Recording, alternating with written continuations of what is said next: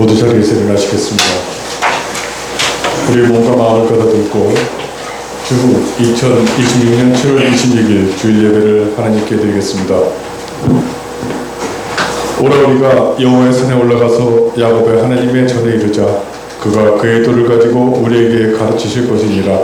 우리가 그의 길로 행하리라 하시니 이는 율법이 시온에서부터 나올 것이요 여호와의 말씀이 예루살렘에서부터 나올 것이니라. 하나님은 영이시니 예배하는 자가 영과 진리로 예배할지니라. 아멘.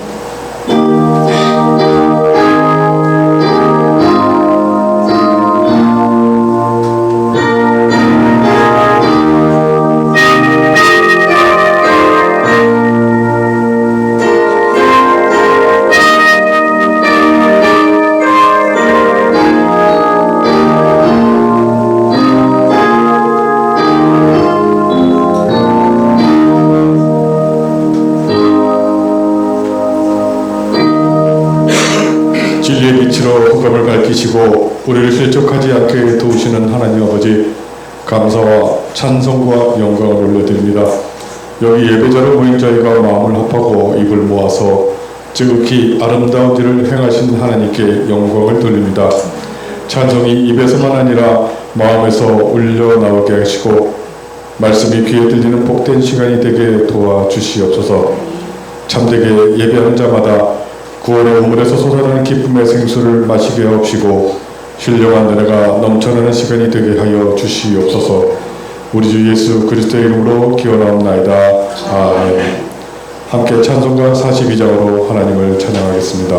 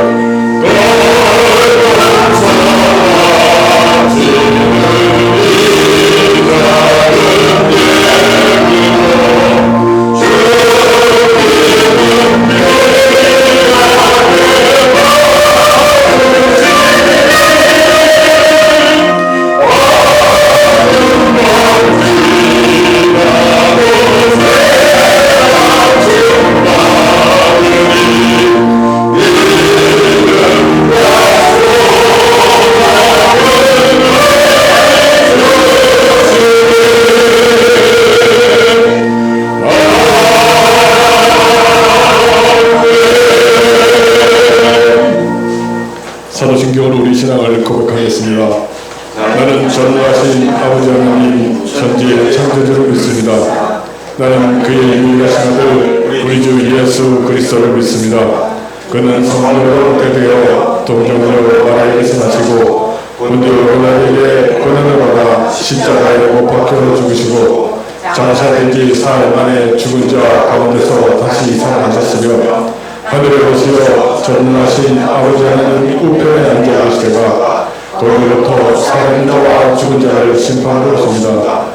나는 성령을 믿으며 각각 공의와 성도에게 죄를 용서하는 것과 몸의 부활과 영생을 믿습니다.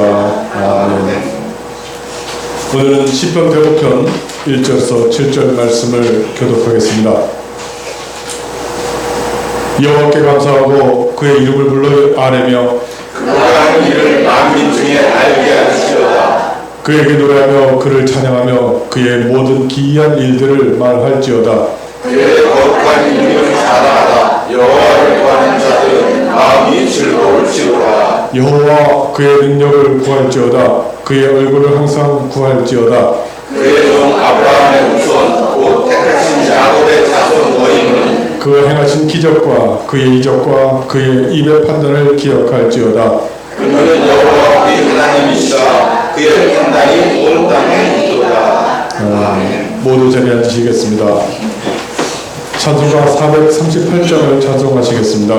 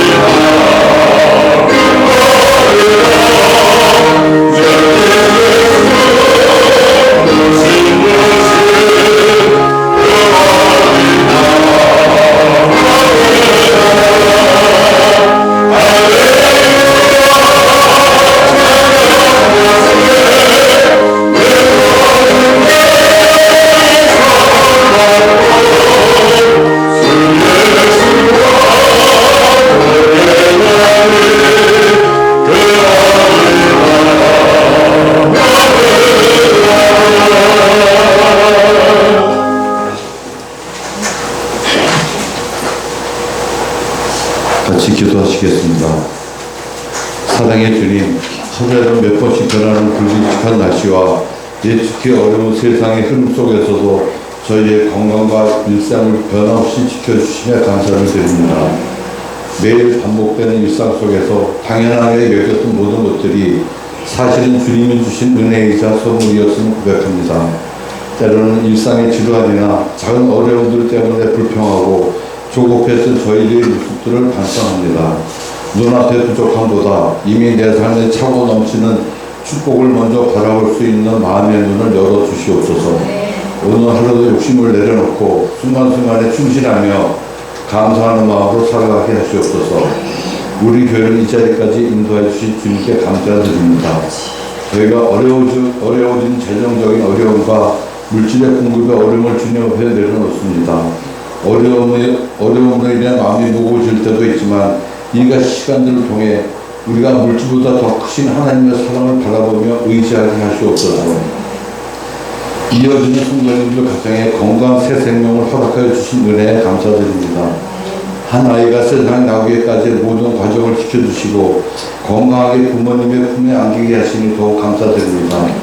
이제 곧 출산을 맞는 가정에게도 변함없는 축복을 허락하시어서 건강하게 우리 앞에 올 수 있도록 은혜 주시옵소서. 아이의 부모님들에게도 지혜와 사랑이 넘치게 하시어 아이들의 첫걸음부터 앞나는 모든 길 위에 축복과 사랑에 충만하게 하시어 하나님의 사랑이 늘 함께하기를 기도드립니다. 특별히 건강상의 어려움을 겪고 있는 성도들과 가족분들 위해 기도드립니다. 질병과 고통 속에서도 주님을 신뢰하며 사명 인내할 수 있는 믿음을 주시고 의료진을 통해 치료의 은혜를 베풀어 주시옵소서.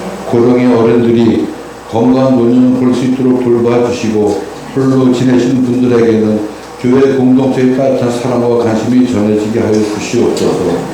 오늘 이 예배를 통해 주님과 더욱 가까워지는 시간이 되게 하시고 말씀과 찬양을 통해 우리의 영혼이 새로워지는 은혜의 시간이 되게 하시옵소서.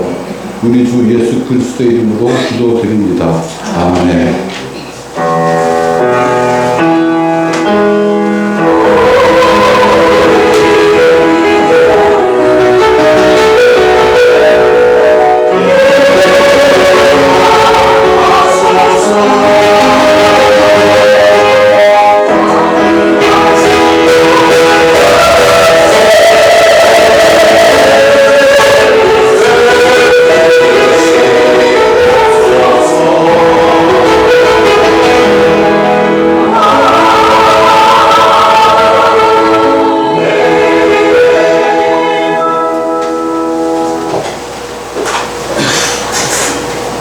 하나님께 복원하겠습니다.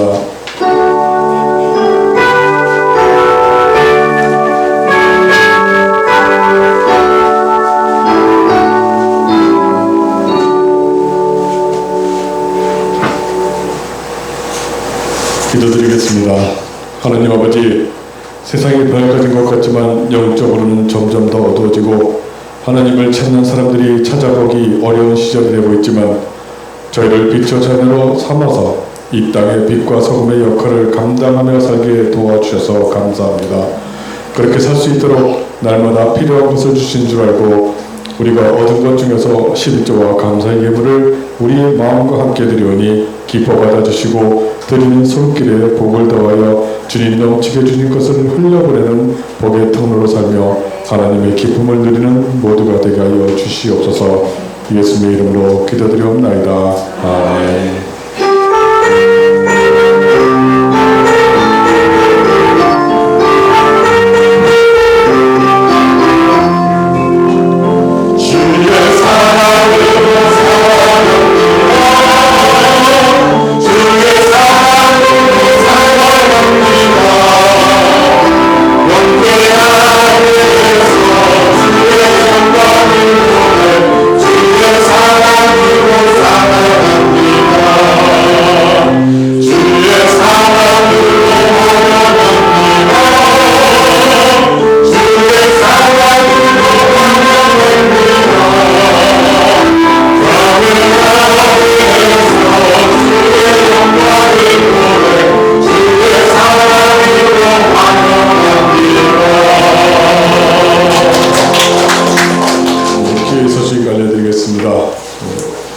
본격적인 더위가 시작되었습니다.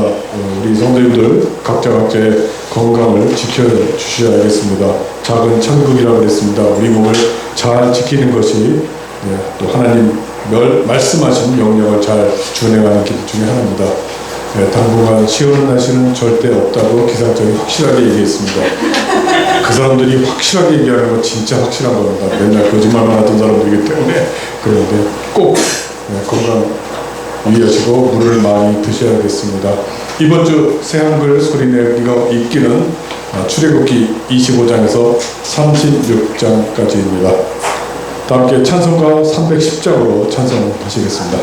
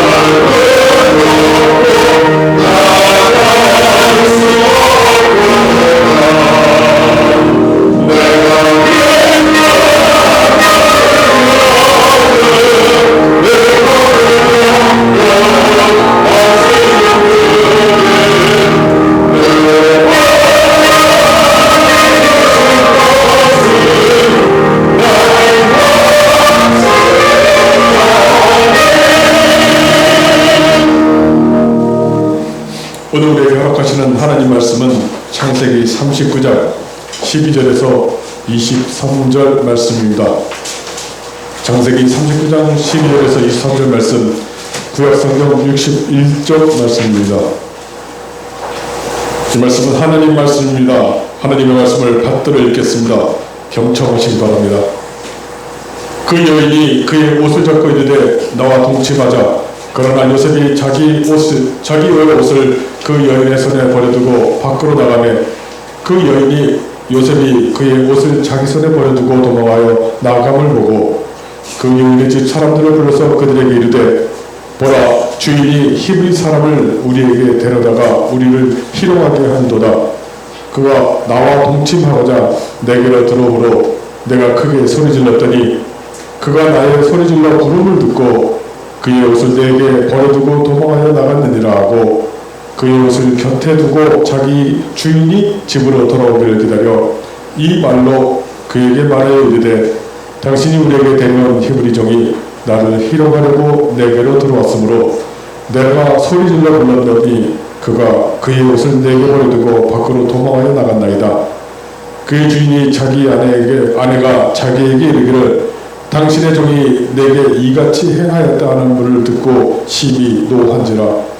이에 요셉의 주인이 그를 잡아 옥에 가더니 그 옥은 왕의 죄수를 가두는 곳이었더라. 요셉이 옥에 갇혔으나 여호와께서 요셉과 함께 하시고 그에게 인자를 나라사 간수장에게 은혜를 받게 하시매 간수장이 옥중 죄수를 다 요셉의 손에 맡김으로 그 재반 사물을 요셉이 처리하고 간수장은 그의 손에 맡긴 것을 무엇이든지 살펴보지 아니하였으니 이는 여호와께서 요셉과 함께 하십니다. 여호와께서 그를 범사에 형통하게 하셨더라. 아멘.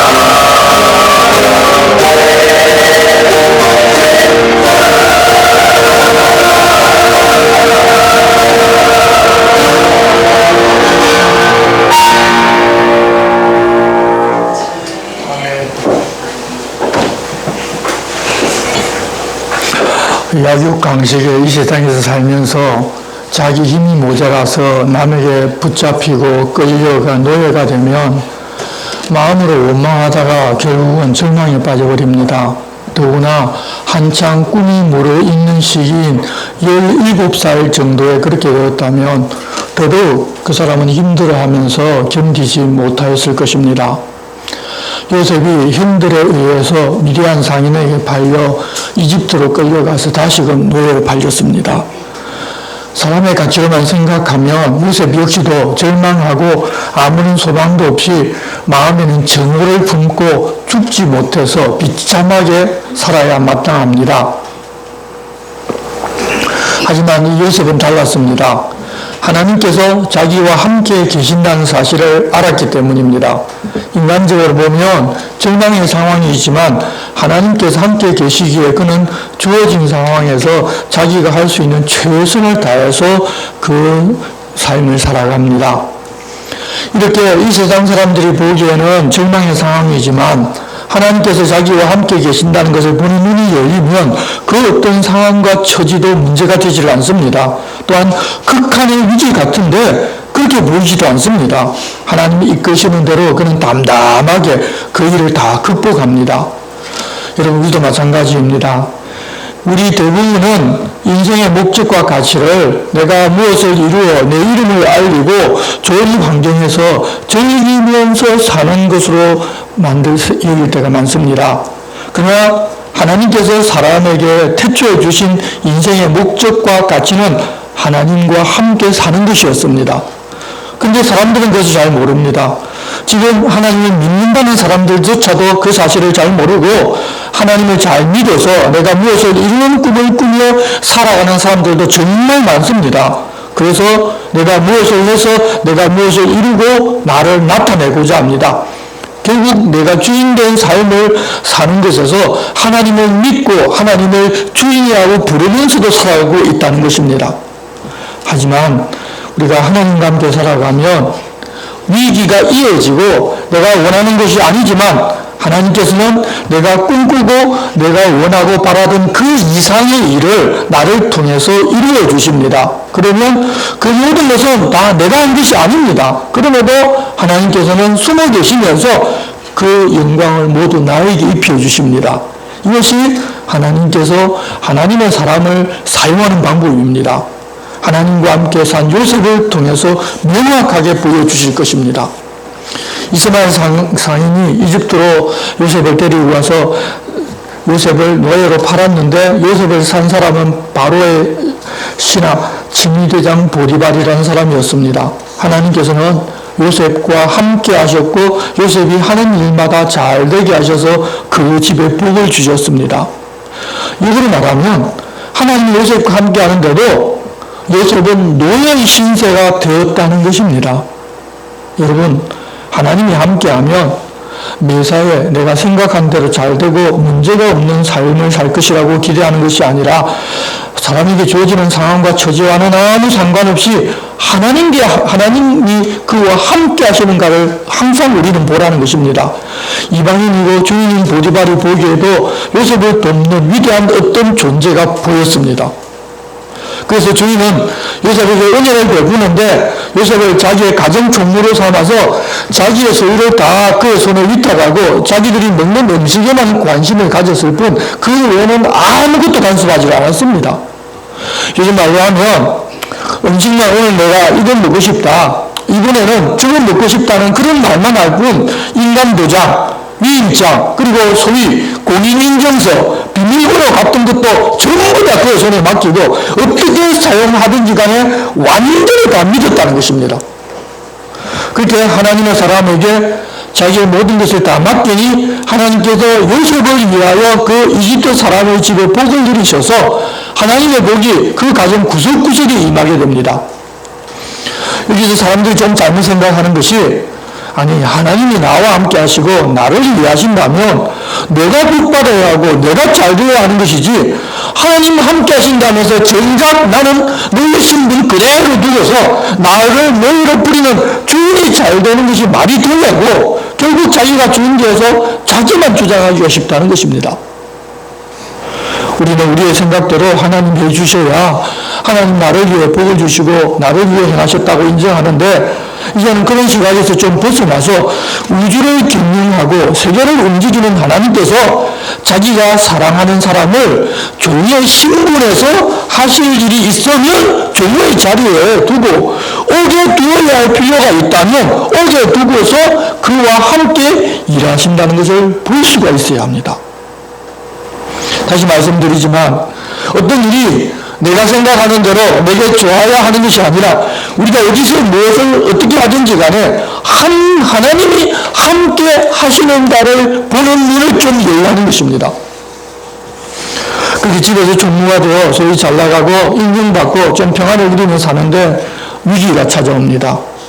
요셉은 육무가 빼어났습니다. 그래서 여자들이 눈여겨봅니다. 하지만 요셉은 아무에게도 눈을 돌리지 않았습니다. 하나님과 함께 하면서 주인이 자기에게 맡겨진 일에 충성을 다합니다. 그렇게 요셉에게 눈길을 준 사람 중에 주인의 아내도 있었습니다. 그 여자는 자기가 여주인이라는 권세를 가지고 젊고 빼어난 눈물을 가진 요셉을 유혹해서 잠자리를 가지고자 하는 생각을 가집니다. 그래서 유혹하다가 눈치를 주어도 받아들이지를 않으니 아예 동침하자고 합니다. 여러분, 하나님과 우리가 함께 살아도 이런 유혹은 반드시 찾아옵니다. 오히려 더 많을 수도 있습니다. 집에 온 지 몇 년이 지났으니 이제는 또 교기가 왕성할 때입니다. 유혹하는 사람이 여주인입니다. 세상에 속한 사람이고 하나님과 함께 하지 않았다면 아마 넘어갔겠지만 요셉은 조금도 흔들리지 않았습니다. 39장 8절 말씀 보면 요셉이 거절하여 자기네 주인의 아내에게 이르되 내 집 주인이 집안의 모든 소유를 간섭하지 아니하고 다 내 손에 위탁하였으니 이 집에는 나보다 큰 이가 없으며 주인이 아무것도 내게 금하지 아니하였어도 금한 것은 당신뿐이니 당신은 그의 아내임이라. 그런즉 내가 어찌 이 큰 악을 행하여 하나님께 죄를 지으리까. 요셉은 두 가지를 기억하고 있었습니다. 먼저는 자기 주인이 자기에게 베풀어준 은혜를 기억하고 그 은혜를 배반할 수가 없다고 합니다. 그리고 하나님 금하신 일을 행하여 자기에게 은혜 베푸시고 지키고 복주시는 하나님께 죄를 지을 수가 없다고 합니다. 그렇게 명확하게 자기의 뜻과 의지를 밝혔음에도 여인은 계속 요셉에게 그러자고 유혹을 합니다. 이제 요셉은 그 여인과 함께 있는 자리를 다 피해버립니다. 이런 경우에는 피하는 것이 여러분 상책입니다. 그러자 이 여주인은 자기가 주인이면서 종을 자기가 원하는 대로 하지를 못하니 더더욱 애가라 하면서 결국 일을 준비하고 실행합니다. 어느 날 요셉이 일을 하러 주인의 집에 들어갔는데 그 집에는 여주인 외에는 아무도 없었습니다. 아마도 여주인이 생각하기를 혹 보는 사람들이 있기 때문에 자기가 유혹하는데도 불구하고 거절한다고 생각하고 요셉이 일을 보러 올 시간에 사람들을 전부 다 밖으로 내보낸 것 같습니다. 그렇게 아무도 없는 상황을 만들어 놓고서 요셉의 옷을 붙잡고서 나와 동침하자고 유혹합니다. 하지만 요셉은 그런 상황에서도 흔들림이 없습니다. 여인이 옷을 붙잡고 놓지를 아니하자 자기의 겉옷을 그 여인의 손에 버려두고서 집에서 나와버렸습니다. 육적으로 요셉을 유혹하였지만 끝내 자기의 요구에 응하지를 아니하자 여주인은 그 간절함이 이제는 미움으로 변해버립니다. 큰 소리를 내어서 사람들을 부르기 시작합니다. 사람들이 여주인의 소리를 듣고 모여들었습니다. 14절 그 여인의 집 사람들을 불러서 그들에게 이르되 보라 주인이 히브리 사람을 우리에게 데려다가 우리를 희롱하게 하는도다. 그가 나와 동침하고자 내게로 들어오므로 내가 그의 소리 질렀더니 그가 나의 소리 질러 부름을 듣고 그의 옷을 내게 뿌려두고 도망하여 나갔느니라 하고, 자기가 어떻게 하고 요셉이 어떻게 했다는 진짜 사정은 다 숨기고 요셉이 동침하자고 자기에게 달려들기 때문에 소리를 쳤더니 옷을 버려두고 도망을 갔다고 합니다. 거짓말입니다. 하지만 당신은 이 사람이 하는 말의 진위보다는 말하는 사람의 신분이 더 중요한 시대였습니다. 그렇게 말을 하고 있는 사람이 주인입니다. 요셉이 히브리인이면서 막내 종으로 있었는데 갑자기 가정 총무가 되고 재산과 사무 일처를 맡아서 하게 되자 오래전부터 있었던 사람들 사이에도 시기감이 있었는데 자기들 주인의 이야기를 듣자 동조하며 이제는 여주인 편에 섰습니다. 여주인이 요셉이 벗어놓고 나간 옷을 자기 곁에 두고 남편이 돌아오기만을 기다려서 이렇게 이야기합니다. 17절입니다. 이 말로 그에게 말하이르되 당신이 우리에게 데려온 히브리 종이 나를 희롱하려고 내게로 들어왔으므로 내가 소리질러 불렀더니 그가 그의 옷을 내게 버려두고 밖으로 도망하여 나갔나이다. 주인 보드발은 그 이야기를 듣자 심히 노합니다. 진짜 어떻게 됐는지 그걸 알아볼 생각하지 않습니다. 왜냐하면 자기 아내가 지금 그렇게 주장하고 있기 때문입니다. 여러분, 아내 이야기를 들어줘야 됩니까? 종의 이야기를 들어줘야 됩니까? 가정의 평화를 위해서는 아내 이야기를 들어줄 수밖에 없습니다. 그리고 요셉을 잡아서 왕의 죄수를 가두는 옥에 가둡니다. 그런데 조금 이상합니다. 주인이 노했다고 했는데 요셉이 행했다는 그 이야기를 듣고서 그 일에 대하여 요셉에게 노했는지 아니면 자기 아내에게 노했는지 이 내용이 정확하지 않습니다. 여러분, 노예가 자기 여주인에게 그랬다고 하면 그 처분은 적결처형입니다. 여주인의 말을 듣고서 다른 사람들도 죄인의 역할을 하였기 때문에 사실 그렇게 했다는 사실을 주인이 믿는다면 바로 그 자리에서 죽여야 합니다. 그리고 뿐만 아니라 요셉을 봐주고 싶어도 요셉을 반드시 처형을 해야 합니다. 그런데 여주인과 다른 사람들의 기대와는 전혀 다른 처분이 내려버립니다. 오히려 자기 아내 유혹으로부터 요셉이 더 이상 유혹받지 않도록 보호하기 위하여 왕의 죄수가 들어가는 옥에 집어넣어버린 것 같습니다. 어쩌거나 요셉은 억울하게 누명을 쓰고 옥에 갇혀버렸습니다. 여러분, 하나님이 함께 하신다면서 일이 풀려나가는 것이 아니라 점점 더 상황이 악화됩니다. 세상 가치가 기준인 우리로서는 만일 우리가 그 자리에 있다면 쉽게 이해가 안 되는 일이었을 것입니다. 내가 하나님 앞에 살려고 그렇게 죄를 짓는 것을 끊어버리고 범하고 도망쳐 나갔는데 하나님이 어찌 할 수 있느냐고 아마 발발이 되어들었을 것입니다. 아무 잘못한 일도 없고 주인을 위해 더구나 하나님 앞에서 살고자 그랬는데 누명을 쓰고 옥에 갇힌다는 것은 하나님의 능력도 없고 하나님의 보호도 내게 없다고 생각할 수도 있습니다. 그런데 20절 하반절부터는 다시금 이렇게 이야기합니다. 요셉이 옥에 갇혔으나 여호와께서 요셉과 함께 하시고 그에게 인자를 더하사 간수장에게 은혜를 받게 하시며 간수장이 옥중 죄수를 다 요셉의 손에 맡김으로 그 재반 사물을 요셉이 처리하고 간수장은 그의 손에 맡긴 것을 무엇이든지 살펴보지 아니하였으니 이는 여호와께서 요셉과 함께 하심이라 여호와께서 그를 범사에 형통하게 하셨더라. 여호와께서 요셉과 함께 하신다는 말씀을 반복해서 들려주고 그가 형통하게 하셨다는 그런 말씀을 또 들려주십니다. 여러분, 요셉이 누명을 쓰고 옥에 갇혔는데 하나님이 함께 하셔서 그렇게 되었다는 이야기이기도 합니다. 왜 그랬을까요? 이후에 하나님께서 요셉을 위하여 그리고 이스라엘을 위하여 지금 하나님을 믿고 살고 있는 우리를 위해서 그렇게 하신 것입니다.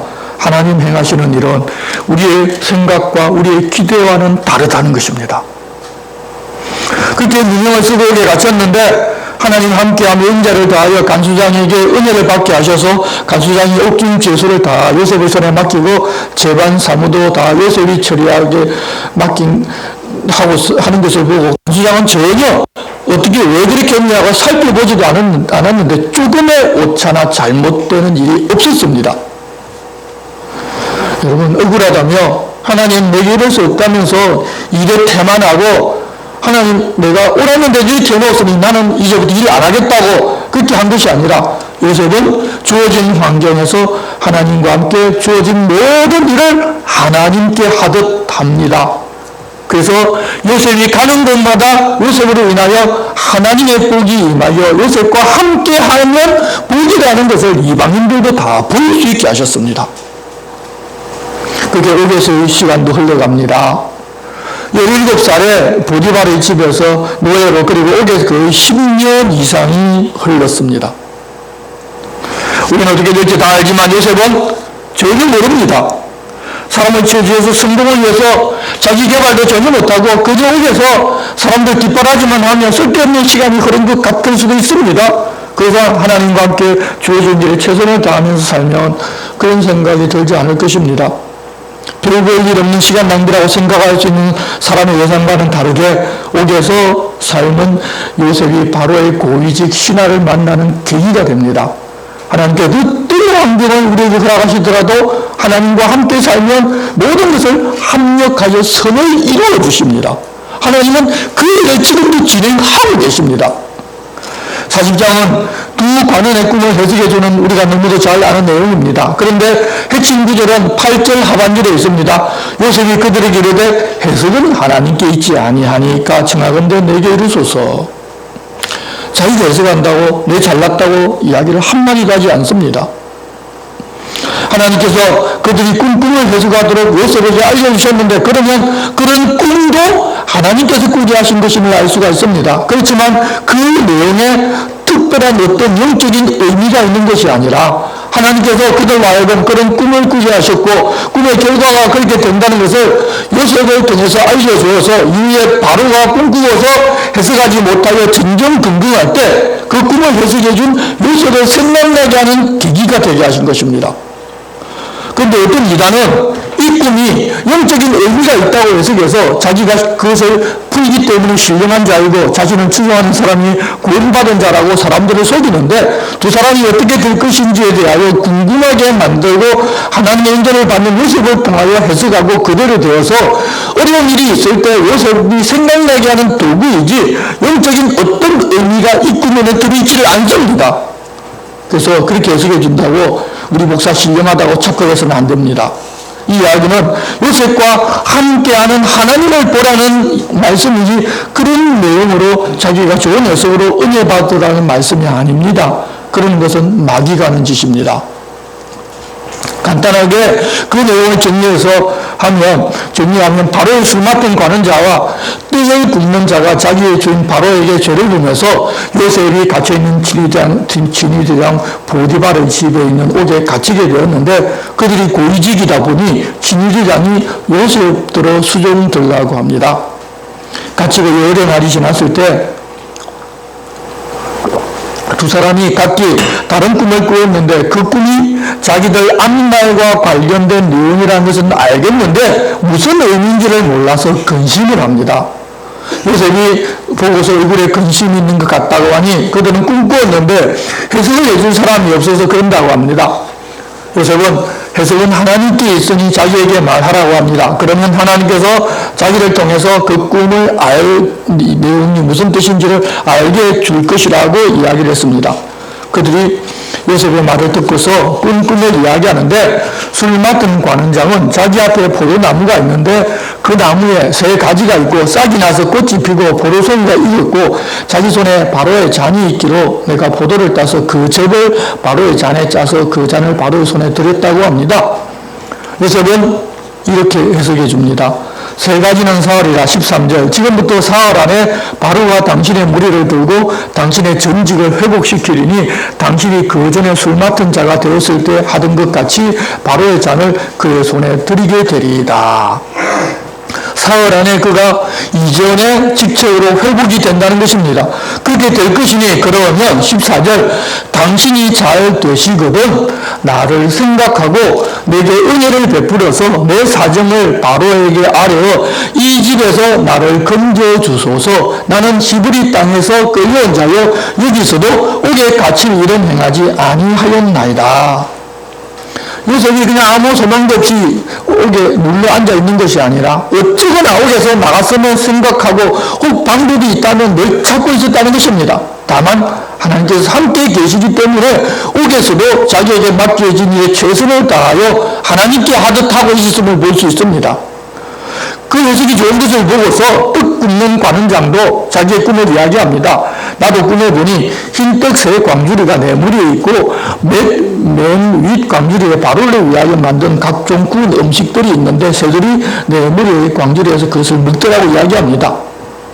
그렇지만 요셉은 그 사람의 기대와는 다른 해석을 해줍니다. 18절 요셉이 대답하여 이르되 그 해석은 이러하니 새 광주리는 사흘이라. 지금부터 사흘 안에 바로가 당신의 머리를 들고 당신을 나무에 달리니 새들이 당신의 고기를 뜯어 먹으리라 하더니 제3일은 바로의 생일이라. 바로가 그의 모든 신하를 위하여 잔치를 베풀 때에 술 맡은 관원장과 떡 굽는 관원장에게 그의 신하들 중에 머리를 들게 하니 바로의 술 맡은 관원장은 전직을 회복하며 그가 잔을 바로의 손에 받들어드렸고 떡 굽는 관원장은 매달리니 요셉이 그들에게 해석함과 같이 되었으나 술 맡은 관원장이 요셉을 기억하지 못하고 그를 잊었더라. 요셉이 자기를 좀 기억해달라고 부탁하였지만 그를 잊어버렸습니다. 사흘 전의 일이고 요셉이 해석해준 결과대로 다 되었음에도 말입니다.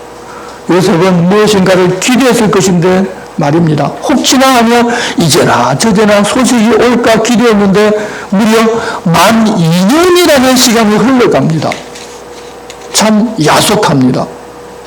하지만 하나님의 시간에 하나님께서 일을 하십니다. 만 2년이 지난 어느 날 하나님께서는 바로로 하여금 꿈을 꾸게 하십니다. 바로가 나일 강가에 서 있는데 아름다고 살찐 7쌍수가 올라와서 갈밭에서 뜯어먹고 그 뒤에는 흉하고 파리한 다른 7암수가 올라와 앞에 소들과 함께 나일강 강가에 서 있다가 흉하고 파리한 소가 아름답고 살찐 소를 그냥 잡아 먹어버립니다. 그때 바로가 잠에서 깨었다가 다시 잠들어서 꿈을 꾸는데 한 주기에 무성하고 충실한 7이삭이 나오고 그 위에 또 가늘고 동풍에 마른 7이삭이 나오더니 그 가는 7이삭이 무성하고 충실한 7이삭을 삼켜버립니다. 그때 바로가 꿈을 깹니다. 아침에 사람을 시켜서 이집트의 정수가 현자들을 다 불러들어서 꿈을 말해주고서 해석하라고 하였지만 아무도 해석을 못합니다. 바로 그때 술 맡은 관원장이 요셉을 기억해내고서 바로에게 그때 있었던 일을 고합니다. 41절입니다. 41장 9절입니다. 술 맡은 관원장이 바로에게 말하여 이르되 내가 오늘 내 죄를 기억하나이다. 바로께서 종들에게 놓아사 나와 떡 굽는 관원장을 친위대장의 집에 가두셨을 때 나와 그가 하룻밤에 꿈을 꾼적 각기 뜻이 있는 꿈이라. 그것에 진위대장의 종된 히브리 청년이 우리와 함께 있기로 우리가 그에게 말하며 그가 우리의 꿈을 풀되 그 꿈대로 각 사람에게 해석하더니 그 해석대로 되어서 나는 복직되고 그는 매달렸나이다. 이 이야기를 듣고서 바로가 즉시 사람을 보내어서 요셉을 부릅니다. 만일 술 맡은 관원장이 자기가 복직된 후에 얼마 지나지 않아서 요셉을 기억하고 그를 바로에게 사정을 해서 풀려나게 했다면 아마 요셉은 벌써 2년 전에 풀려났기 때문에 아버지에게 돌아가서 평범하게 살았을 수도 있고 아버지에게 돌아가지를 않았다면 다른 곳에 있었기 때문에 요셉을 결코 찾을 수가 없었을 것입니다. 하지만 술 맡은 관원장이 그 요셉을 잊어버렸기 때문에 2년 후에 바로 앞에 서게 된 것입니다. 하나님께서 이렇게 하려고 요셉을 매로 발려 이집트로 오게 하셨고 시위대장의 집에 조이되게 하셨고 주인 아내의 무고로 오게 갇히게 하신 것입니다. 무려 13년 동안 원하지 않던 비참한 현실에 갇히고 억울한 일을 당하게 하셨는데 그럼에도 하나님께서 함께하니 하나님께서는 이런 일로 이제는 요셉을 높여주십니다. 바로가 요셉을 찾으니 오게 있는 사람들이 급하게 요셉의 수염을 깎고 옷도 깨끗한 옷을 입혀서 바로에게로 보냅니다. 바로가 요셉에게 자기가 꿈을 꾸었는데 해석하는 자가 없는데 들으니 내가 꿈을 잘 해석한다고 하기에 불렀다고 합니다. 요셉은 자기가 해석하는 것이 아니라 하나님께서 답해 주실 것이라고 말합니다. 바로는 요셉에게 자기가 꾼 꿈에 대해서 이야기를 합니다. 그러자 이렇게 해석해 주었습니다. 25절입니다. 요셉이 바로에게 아뢰되 바로의 꿈은 하나라. 하나님의 그가 하실 일을 바로에게 보이심이니이다. 7 좋은 암소는 7회요 7 좋은 이삭도 7회니 그 꿈은 하나라. 그 위에 올라온 파리하고 흉한 7 소는 7년이요 동풍에 말라 속이 빈 7 이삭도 7회 흉년이니 내가 바로에게 이르기를 하나님이 그가 하실 일을 바로에게 보이신다 하니 이것이라. 온 애굽 땅에 7회 큰 풍년이 있겠고 후에 7회 흉년이 들므로 애굽 땅에 있던 흉년을 다 잊어버리게 되고 이 땅이 기근으로 망하리니 그 후에 된 흉년이 너무 심함으로 이전 풍년을 이 땅에서 기억하지 못하게 되리이다. 바로께서 꿈을 2번 겹쳐 꾸신 것은 하나님이 이 일을 정하셨습니다. 하나님이 속히 행하시리니 이제 바로께서는 명철하고 지혜 있는 사람을 택하여 애굽 땅을 다스리게 하시고 바로께서는 또 이같이 행하사 나라 안에 감독관을 두어 그 7회 풍년에 애굽 땅의 5분의 1을 거두되 그들로 장차올 풍년에 모든 곡물을 거두고 그 곡물을 바로의 손에 돌려 양식을 위하여 각 성읍에 쌓아두게 하소서. 이와 같이 그 곡물을 이 땅에 저장하여 애굽 땅에 이말 7회 흉년에 대비하시면 땅이 이 흉년으로 말미암아 망하지 아니하리이다. 앞서 집에 있을 때도 요셉은 동일한 의미가 있는 꿈을 2번이나 연속해서 꾸었습니다. 그것은 마찬가지로 하나님께서 확정하셨다는 의미였습니다. 이제 바로도 동일한 의미의 꿈을 2번이나 연속해서 꾼 것은 하나님께서 확정하셨기 때문이라고 합니다. 그리고 그런 일이 있을 때 그것을 극복하는 방안까지도 이야기합니다. 하나님께서 이미 다 알려주신 것입니다. 바로와 신하들은 꿈에 대한 연습과 그런 일이 있을 때 어떻게 극복하면 되는지 그 방안까지 다 말해주자 흡족해 합니다. 그러면서 바로는 우리가 이와 같이 하나님의 영에 감동된 사람을 어찌 찾겠느냐며 요셉을 그 일을 맡을 책임자라고 하면서 바로 밑에서 최고의 권위자로 삼겠다고 합니다. 나이 30살인데 말입니다. 그래서 종리로 삼아 나라를 다스리고 앞으로 다가올 모든 일을 대비하라고 합니다. 요셉은 그에게 종리가 되어서 온해 제사장 보디베라의 딸과 결혼하고 7회 풍년 동안 중국을 두루 다니면서 공부를 거두고 국고선에 저장하게 합니다. 그때 2 아들 므낫세와 에브라임도 얻었는데 드디어 7회의 풍년이 끝나고 흉년이 들기 시작했는데 주변 각국에 다 기근이 있었지만 만반의 준비를 다한 이집트에는 먹을 것이 풍성하여 백성들이 양식을 팔고 개인 소유의 땅은 바로의 소유가 되고 주변 나라에서도 이집트에 곡식을 사러 오게 됩니다. 결국 이렇게 된 것도 요셉과 함께 하시는 하나님께서 하신 일입니다. 여러분, 하나님과 함께하면 하나님 하시는 일은 사람의 눈으로는 보일 수 없기 때문에 하나님의 도구로 사용되는 사람이 영광을 잊게 된다는 것을 알려주십니다. 성도 여러분, 사람이 목표를 정해서 성공하고 내 꿈을 이루는 것도 다 중요하지만 그것보다 더 중요한 것은 우리가 처한 처지와 환경에 아무 상관없이 하나님과 함께 사는 것이 최고의 가치이고 인생의 목표이자 목적입니다. 그것이 기쁨이 되고 그것을 즐기며 살다 보면 우리 인생을 통하여 하나님의 뜻을 이루고 하나님 계획하신 일을 하나님께서 성취하십니다. 우리가 하나님의 선한 도구가 되는 것입니다. 그리고 그때는 하나님께서 물론 영광을 받으시지만 세상 사람들은 하나님을 볼 수가 없기 때문에 하나님께서는 자신과 함께 그 일을 하는 그 사람도 영광받게 해주십니다. 하나님은 요셉을 통하여 그것을 보여주고 우리도 이 환경과 처지를 보고서 낙상하며 절망하면서 사는 것이 아니라 어디서든지 하나님과 함께 산다면 모든 일을 하나님께 하듯 최선을 다하여 하면 된다는 것을 알고 이제는 그렇게 하자라고 하나님 우리에게 하시는 것입니다. 그 하나님의 마음이 우리의 마음에 올려서 이제는 우리는 세상을 향했던 눈을 돌려서 하나님만 바라보고 하나님 함께 하시는 즐거움을 누리는 모두가 됩시다. 우리가 어떤 환경에 어떤 처지에 있든지 아무 상관없습니다. 하나님이 함께 하시면 그것은 천국이라는 사실을 알고 이제는 거칠고 험하고 어렵고 힘든 길이라도 하나님 손잡고 넉넉하게 그 길을 가는 믿음의 사람들이 됩시다. 주님 부탁하십니다.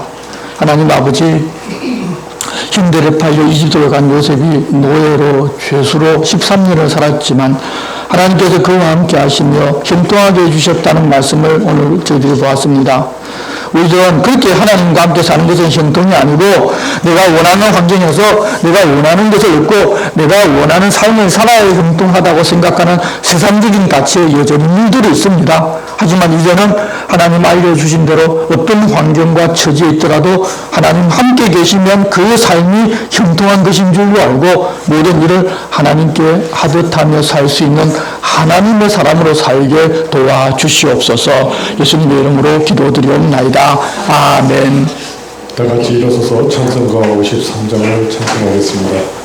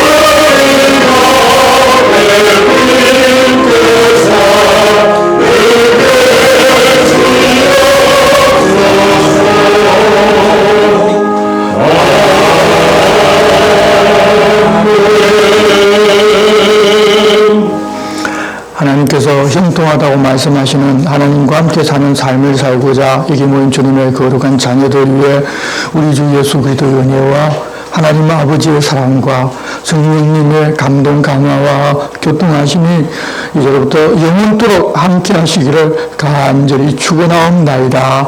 아멘.